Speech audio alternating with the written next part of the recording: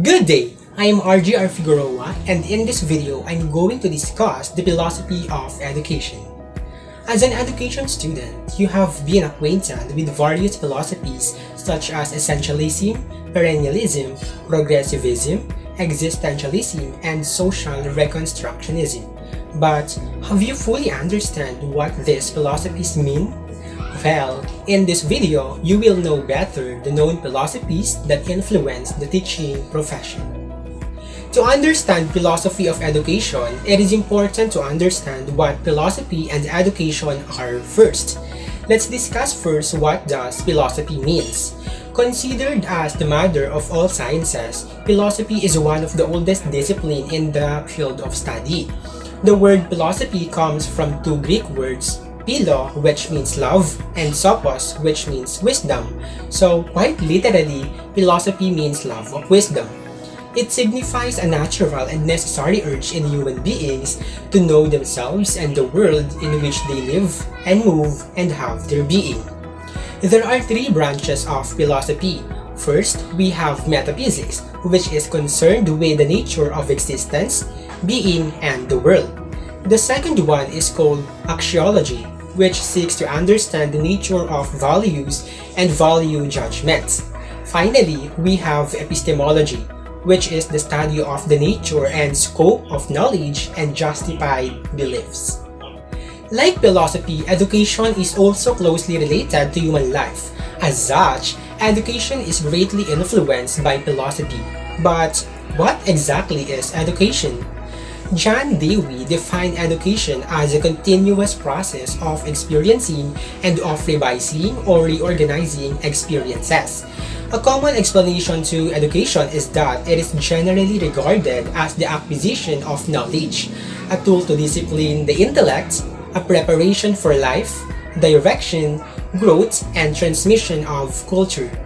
Simply put, education equips individuals with the necessary skills and substantive knowledge so that they can pursue their own goals and become productive citizens of their community.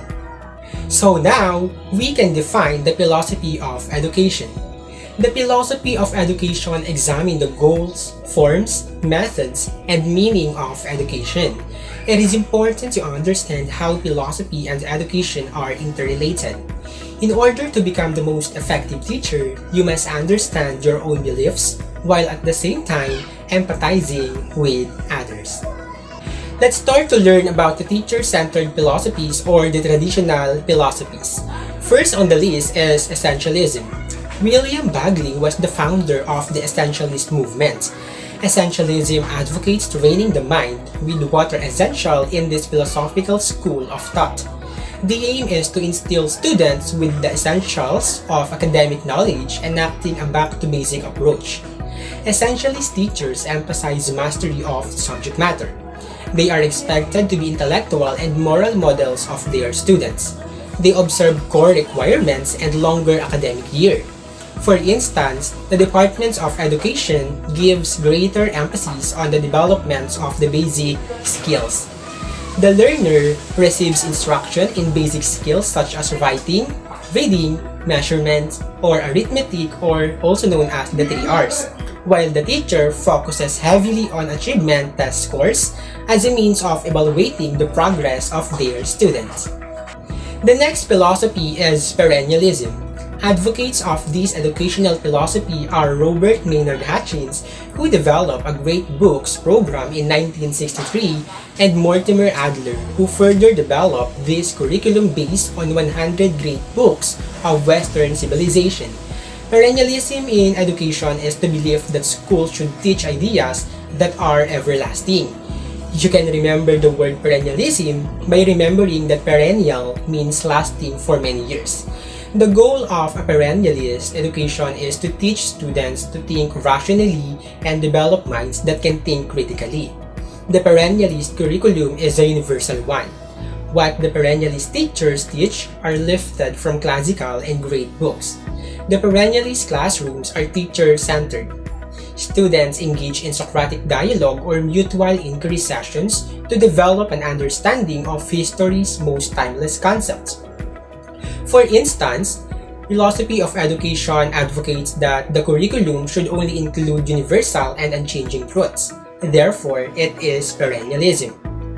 Here, the learner are passive recipients, while the teacher interprets and tells the eternal truths and spends more time teaching about concepts and explaining how these concepts are meaningful to students.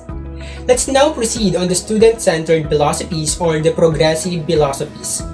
First on the list is progressivism. John Dewey was its foremost proponent. One of his tenets was that schools should improve the way of life of the citizens through experiencing freedom and democracy in schools. Progressivism is the idea that education comes from the experience of the child. Progressive aims to develop learners into becoming enlightened and intelligent citizens. Teachers teach students things that are practical for life and encourage them to grow into better people. Progressivist teachers employ experiential method. They believe that one learns by doing. They also teach students the skills to cope with change. For instance, the practice of schools acting as laboratory for teaching reforms and experimentation can be considered as progressivism. Here, the learner learns through experiences by doing, while the teacher should plan lessons that arouse curiosity and encourage the students to develop a higher level of knowledge.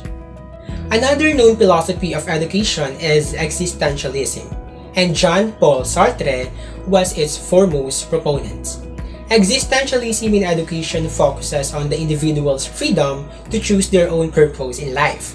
The main concern of the existentialist is to help students understand and appreciate themselves as unique individuals who accept complete responsibility for their thoughts, feelings, and actions.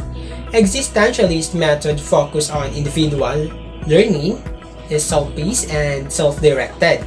For instance, teacher Vicente views his students as unique, free-choosing, and responsible individuals.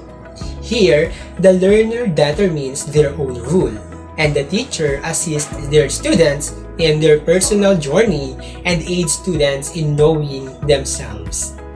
The last philosophy that we will tackle in this video is social reconstructionism, and George Counts was its foremost proponent. It is a more critical theory. It is a philosophy that emphasizes the addressing of social questions and the quest to create a better society in worldwide democracy. For Reconstructionists, curriculum focuses on students taking social action in solving real problems. Reconstructionist deals with social issues through inquiry, dialogue, and multiple perspectives. Community-based learning and bringing the world into the classroom are also utilized. For instance, Scouting and ROTC gives training in character building and citizenship training, which leads to create of a new social order and a new society eventually. Therefore, it is social reconstructionism. Here, the learner takes social action on real problems such as violence, hunger, international terrorism, inflation, discrimination, and inequality, and even though the environmental problems. While the teacher uses community-based learning and brings the world into the classroom. Alright, here are the known philosophies of education with their keywords. Essentialism, learning the essential like the 3 R's.